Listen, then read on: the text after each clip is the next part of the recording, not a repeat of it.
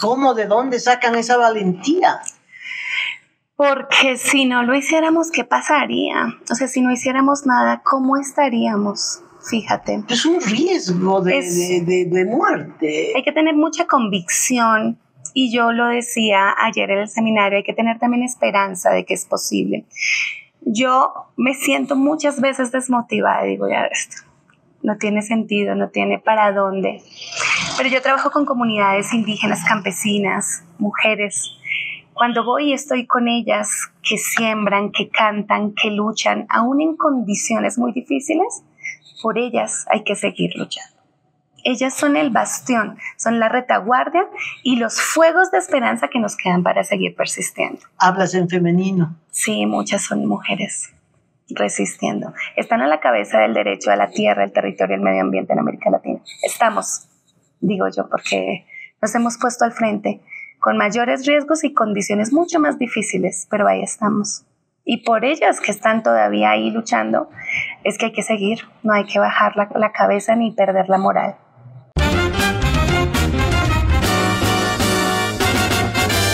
Esto es Cabildeo Digital. Presentamos a continuación la entrevista de Cabildeo TV.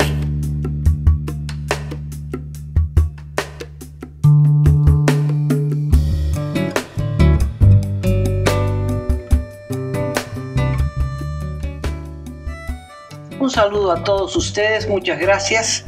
Estamos en el espacio de entrevistas Cabildeo Digital y nuestra preocupación tiene que ver con las personas asesinadas por causas políticas, sindicales, dirigentes indígenas que son asesinados en nuestra región, particularmente en Colombia, en México, en Venezuela, personas que desaparecen y solo aparecen muertas, periodistas que son secuestrados y que después de ser torturados, y si son mujeres violadas, aparecen muertas.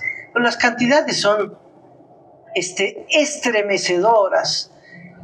Viendo la lista de personas asesinadas, dirigentes asesinados en Colombia, fijé en el internet y aparecían 5 y empecé a mover la pantalla, 5, 6, y la pantalla seguía moviendo. 151 asesinados el año pasado y más de 30 integrantes de las FARC que se habían rendido, que estaban en el proceso de paz y que también fueron asesinados. ¿Cómo una sociedad puede vivir este grado de intolerancia que llegue al crimen, al asesinato? Bueno, eso es lo que le vamos a preguntar a Alexandra Loaiza. Hola, Alexandra. Hola. Qué gusto, bienvenida. Ella viene de Colombia y por eso le lanzo esta pregunta. Ella trabajó muchos años en Protección Internacional, una entidad con sede en Bélgica, si no me equivoco, que, bueno, estudia estos casos y está acá en nuestro país gracias a CEDLA, que hizo un hermoso seminario, el CEDIT, perdón, que hizo un hermoso seminario sobre derechos humanos. Entonces, la pregunta está lanzada. Es una pregunta muy difícil y no hay respuesta. Colombia particularmente lleva viviendo, padeciendo un conflicto armado por más de 6 décadas, ¿no? Yo siento que ha habido una acostumbración a la violencia, ya no nos alarmamos, no nos alteramos por estas cifras que son dramáticas. Centenares de personas asesinadas en Colombia a razón de defender sus derechos, ¿no? Que es un derecho además humano. Las víctimas son personas defensoras, líderes sociales, lideresas sociales, activistas comunitarios, indígenas. Sumado a esto tenemos entonces la violencia asociada a las agresiones contra excombatientes en el marco del acuerdo de paz, y sumado a eso tenemos pues ya otros múltiples escenarios de violencia, sobre todo conflicto armado, que registra otra cantidad muy importante de víctimas. ¿Cómo podemos vivir con esto? Es la misma pregunta que yo me hago permanentemente, porque a pesar de eso el pueblo colombiano resiste, lucha y se organiza para buscar y promover alternativas de paz en medio de la guerra. Creo que sigue habiendo mucha esperanza en que esto puede cambiar. ¿Estos crímenes afectan a la democracia o ocurren en una esfera en la que el sistema político sigue funcionando como si nada? No. El sistema político funciona, pero lo que nosotros vemos es que hay un debilitamiento del Estado Social de Derecho, hay un cierre de los espacios cívicos y por supuesto que los escenarios del sistema político han estado cooptados por actores criminales, actores empresariales, actores políticos que siguen acudiendo a la violencia como medio para mantener el poder. O sea, los asesinos son parte del sistema democrático. Podrían ser, hay una mezcla. Las balas vienen desde cualquier parte. Porque uno piensa, son narcos, o son guerrilleros, o son paramilitares, ¿no solo? No solo. Hay muchas alianzas, ¿no? Estos actores criminales tienen redes muy mezcladas. Por supuesto que hay responsabilidad de paramilitares, un alto porcentaje todavía recae en paramilitares, un alto porcentaje en los diversos grupos guerrilleros o grupos organizados al margen de la ley. Hay responsabilidades aún de las fuerzas militares, todavía registramos responsabilidad de ejército. Y el mayor porcentaje de responsabilidad aparece como en personas o grupos no identificados. Y esto nos genera un manto de duda de al final quién está detrás de las agresiones. Y eso está acompañado de la impunidad que en Colombia supera el 90%. Por eso es que no sabemos quién está detrás, cuál es la causa de los crímenes. Uno puede sospechar, pero no tiene certeza. No tiene certeza. A los líderes indígenas o líderes de comunidades, ¿no?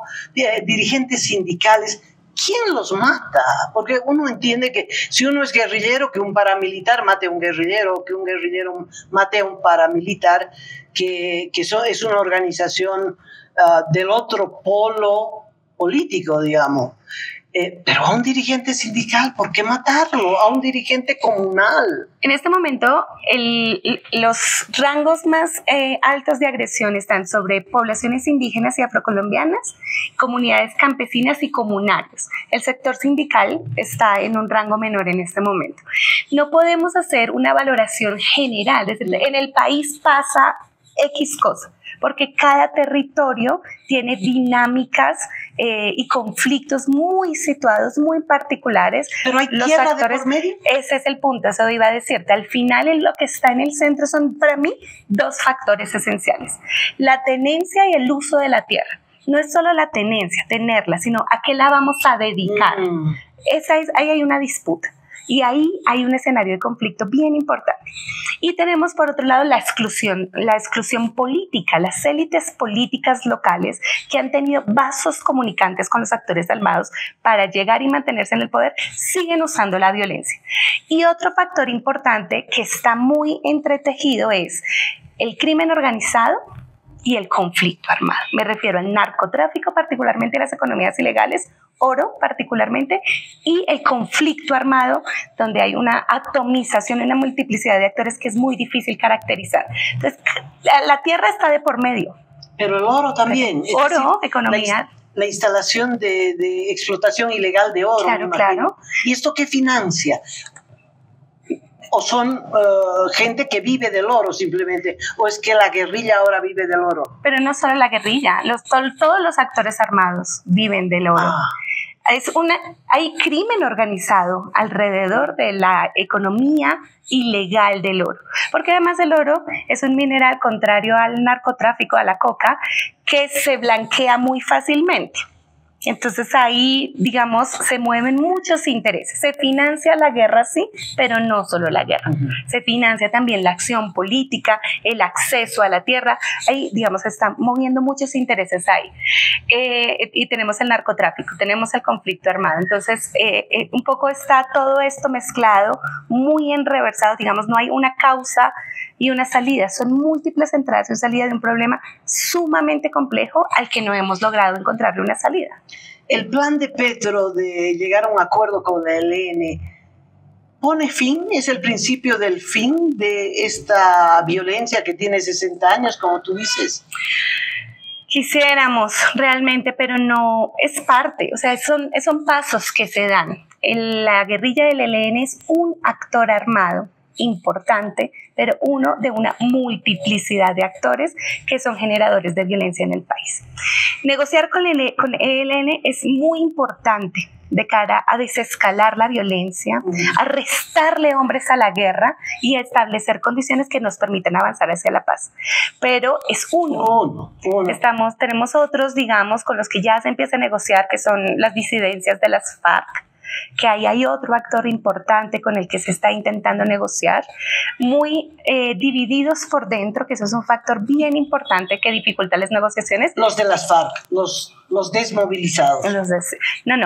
Los excombatientes, hay un grupo de excombatientes que está en la civilidad y que está cumpliendo el acuerdo de paz tal como se comprometieron, un grupo importante. Y otro no. Y hubo un grupo, dos sectores, un grupo que nunca se sumó al acuerdo, nunca se sumó a la negociación, estuvo en disidencia siempre, y luego ha habido otro sector que al ver el incumplimiento, las faltas, digamos, en los avances o por diversas razones, también volvió a tomar las armas. Me causó, no sé, un impacto fuerte la declaración de un jefe del ELN cuando justificó el secuestro del padre de un futbolista muy conocido. ¿Cómo se llama el futbolista? Lucho Díaz. Lucho Díaz, el padre, sumamente humilde, el padre ahí de provincia, lo secuestran y lo tienen muchos días secuestrados. Bueno, y el jefe del ELN dice, bueno, ¿qué quieren que le hagamos? Si no nos dedicamos al narco, ¿cómo vamos a financiar la organización? ¿Qué secuestrar? ¿Qué tal esa? Eso es dramático. ¿Qué tal esa? Es dramático, es realmente dramático y ahí uno pide que la negociación puede ser muy difícil, sumamente difícil, porque no hay unas causas únicamente políticas que movilicen a los grupos, sino que por supuesto está el factor económico que está manejado por las economías ilegales que mueven muchísimo dinero. Entonces ahí es un escenario muy complejo. Si bien el secuestro no está regulado en las normas del derecho internacional humanitario, por supuesto es un crimen de guerra y mucho más cuando se usa para financiar la guerra. Entonces, por supuesto, es completamente condenable y sancionable este tipo de acciones. Alexandra, ¿hay otro país en América Latina con ese grado de violencia que tú has descrito? Con grados de violencia muy altos, en contextos muy diferentes, que tienen matices comunes. México es un país que representa, después de Colombia, México y Brasil, son los países en América Latina. Infortunadamente en América Latina pone el mayor número de defensores de derechos humanos asesinados. Entonces tenemos México, Brasil, Honduras como los países que repuntan. Venezuela sigue después, que repuntan en un escenario de violencia contra las personas defensoras. Esto también en un escenario de otro tipo de violencias que afectan a la población en general. Venezuela, que el año pasado en Venezuela asesinaron a 58 periodistas, 58, y el 21 a 51. Yo espero que mis cifras estén equivocadas, pero en 2 años se limpiaron a 100 periodistas. Pero bueno, Venezuela no es un país democrático. ¿Puede un país democrático, por eso Colombia me deja con la boca abierta, todavía tener visos de democracia con semejantes índices de criminalidad y persecución a defensores de derechos humanos? Se presenta como el país con la democracia más larga de América Latina, Colombia, ¿no? Colombia. ¿Hay otro democrático con índices de violencia? Brasil. Y Venezuela, ¿no? México. Y Honduras. México y Honduras. También tenemos estos. O sea, ¿puede coexistir esta violencia? Puede coexistir en el sistema democrático, sin embargo, cuando uno va a ver cómo opera el Estado en estos supuestos sistemas democráticos, ve muchas falencias. ¿Cómo qué? Como por ejemplo la independencia de la justicia. Vital. ¿Por qué se escala la violencia a los niveles que tú señalas? Por la impunidad. La impunidad del 90% le manda el mensaje al perpetrador de que puede actuar como quiera y no va a pasarle nada. Y normalmente ocurre eso. Tenemos una impunidad en América Latina superior al 90% en general. O sea, es rarísimo el que cae. Es rarísimo el que cae.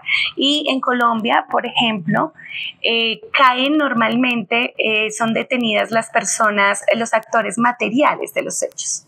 En Colombia hay una particularidad, es que en el último periodo está tercerizada la violencia. Entonces los actores pagan a sicarios que no están ni siquiera en estructuras armadas, sino que a sueldo, porque maten, porque asesinen. Son matadores. Son matadores. Entonces, si cogen a este sicario, quien determinó el crimen queda en absoluta impunidad. Y en esos niveles nos encontramos en Colombia. Por eso tampoco conocemos con claridad las causas. Las podemos leer cuando trabajamos con las personas defensoras, pero no hay una decisión, un informe judicial, fiscal que nos permita entender las causas para atacar el problema. Quiero ir a El Salvador. Salvador estaba crucificado, ¿no? Un país crucificado por las maras. La descripción de la violencia ya era de cuadra a cuadra, de acera a acera. El vecino no podía cruzar al otro lado porque era territorio de otro, lo limpiaban. Bueno, vino Bukele, acabó con eso.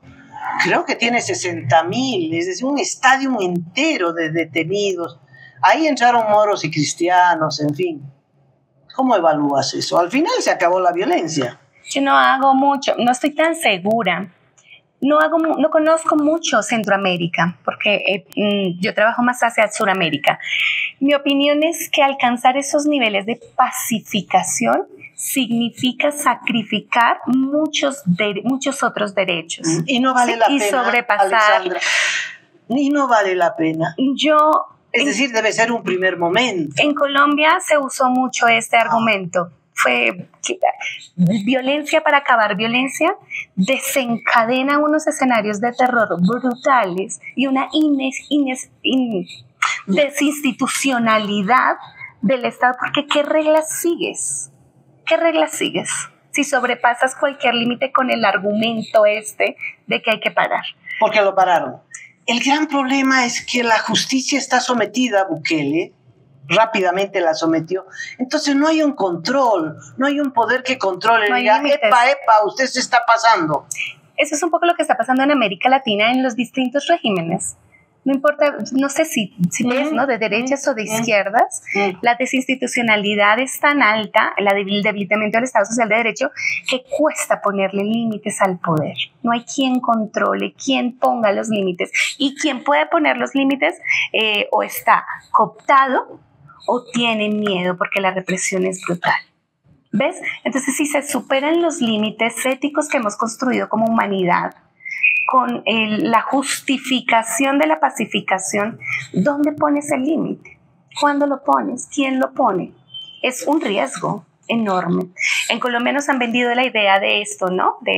La violencia necesaria, pero ha sido brutal, ¿no? Porque es muy difícil poner los límites y cómo determinar. En la época de Uribe, ¿no? Sí. En la época de Uribe, con el Plan Colombia y todo eso. Y la seguridad democrática. Pero me parece que es distinto a lo de Bukele, ¿no? Sí, no se puede comparar, no puedo compararlo. No se puede. Solo que desde mi punto de vista como defensora de derechos humanos, traspasar los límites morales que nos ha puesto la Declaración de Derechos Humanos, y legales y fiscales y demás, nos lleva a un riesgo enorme de fractura de las normas y la convivencia misma como humanos. ¿Cómo ves Bolivia?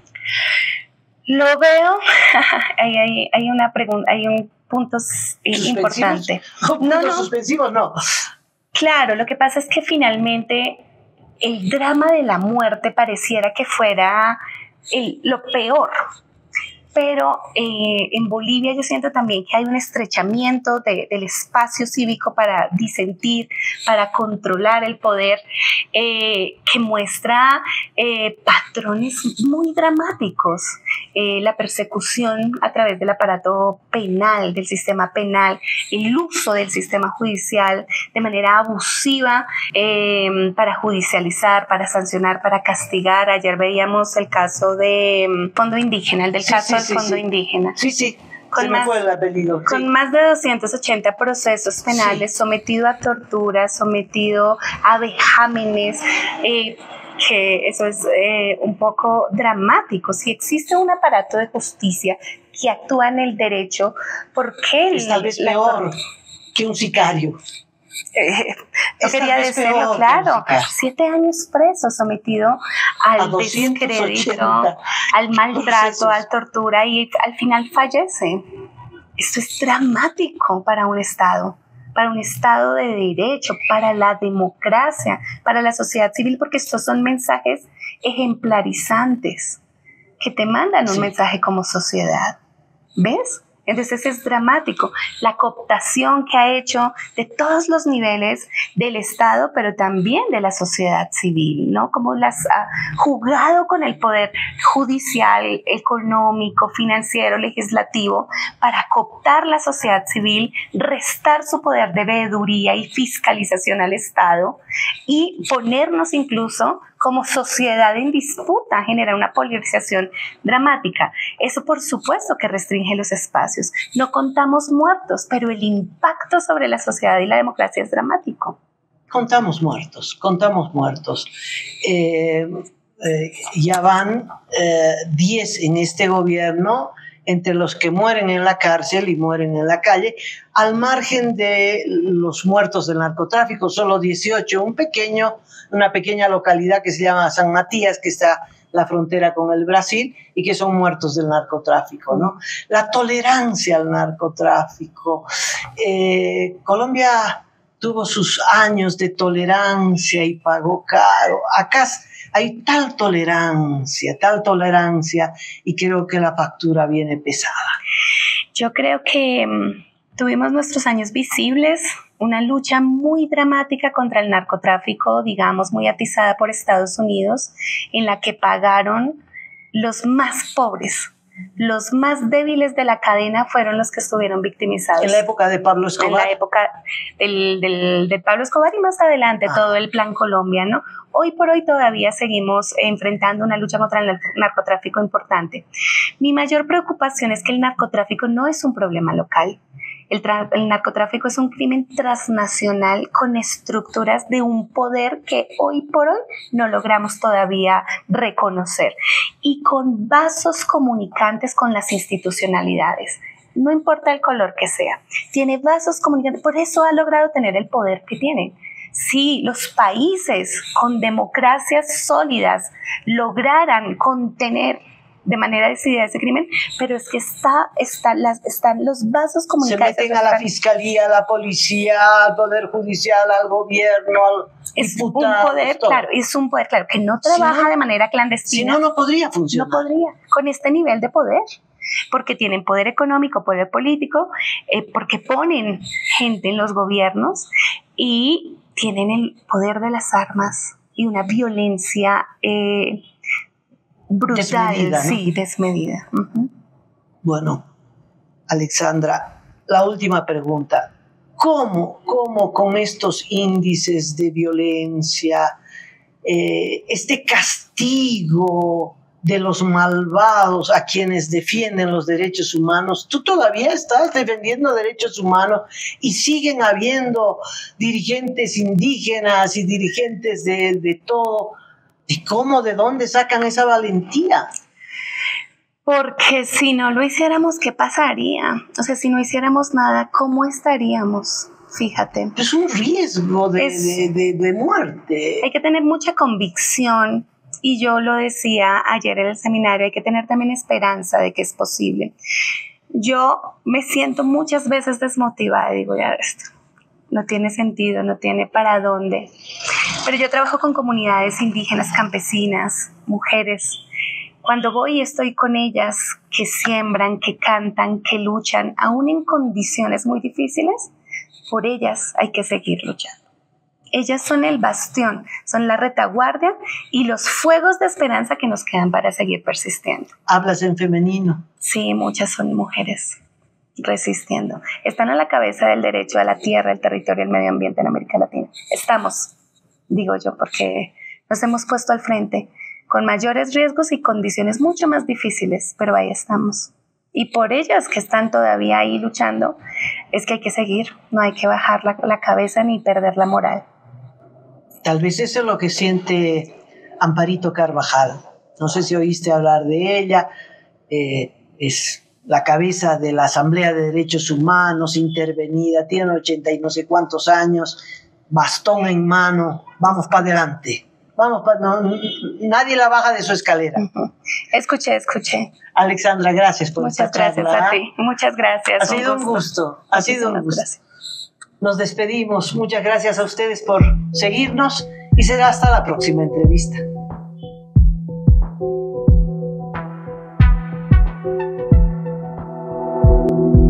Aporta a Cabildeo Digital y apoya al periodismo independiente.